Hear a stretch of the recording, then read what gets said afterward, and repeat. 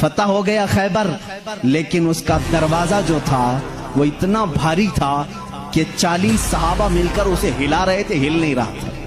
40 صحابہ، میں سمجھتا ہوں اس وقت کے صحابی کی ایک صحابی کی طاقت آج کے 100 باڈی بلڈر کی طاقت ہوگی۔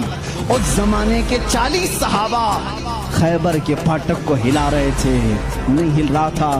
سبوں نے پھر یہی کہا علی کو بلاؤ، علی کو بلاؤ۔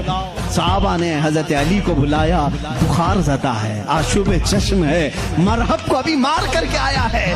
صحابہ نے کہا پھاٹک ہلتا نہیں۔ حضرت علی کرم اللہ وجہہ الکریم ایک ہاتھ میں علم پکڑے ہوئے تھے، ایک ہاتھ میں پرچم ہے، دوسرے ہاتھ سے آپ نے اس پھاٹک کو، اس دروازے کو دھکا دیا۔